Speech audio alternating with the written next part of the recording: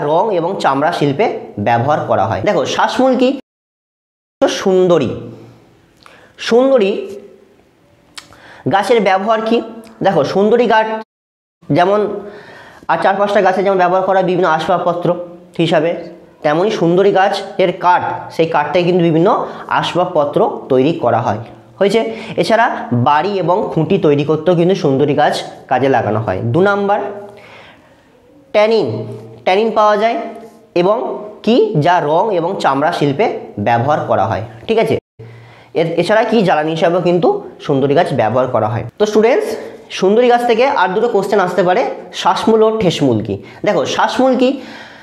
সুন্দরী গাছ সাধারণত আমরা কি জানি, সুন্দরবনের গাছ। তোমরা যদি সুন্দরবনে বেড়াতে যাও কখনো, দেখতে পাবে সুন্দরবনের কাছ দিয়ে মানে যে সমস্ত সুন্দরী গাছগুলো আছে, সেই গাছের এক প্রকার মূল মাটি থেকে কিন্তু ওপর দিকে লম্বভাবে উঠে আসে, একেই বলা হয় শ্বাসমূল। এর কাজ কি? এর কাজ হচ্ছে বাতাস থেকে ডাইরেক্ট অক্সিজেন গ্যাস শোষণ করে নেওয়া। তাহলে সুন্দরী গাছের অভিযোজন মানে এমন একটা অদ্ভুত অভিযোজন কেন দেখা দিচ্ছে? আমাদের এখানকার মাটি হচ্ছে কি তোমার মোটো কিন্তু লবণাক্ত নয়, এর ফলে কিন্তু আমাদের এখানকার গাছের এই রকম শ্বাসমূলের দরকার পড়ে না।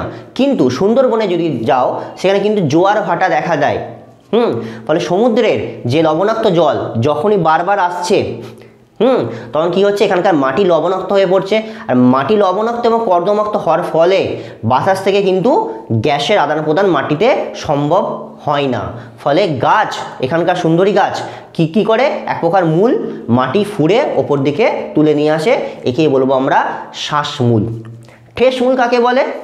ঠেসমূল হচ্ছে ওই এখানকার মাটি কর্দমাক্ত হওয়ার ফলে কি হচ্ছে, যদি তোমার ঠেসের কোনো জায়গা না থাকে, মাটি আলগা, ফলে জোরে হাওয়া দিলে কিন্তু কি গাছ উপড়ে পড়তে পারে। এর ফলে কি হচ্ছে, এক প্রকার মূল কি করছে, গাছকে সাপোর্টে সাহায্য করছে, একেই বলবো আমরা ঠেসমূল। তাহলে শ্বাসমূল এবং ঠেসমূল কিন্তু এখান থেকে পরীক্ষায় পড়তে পারে।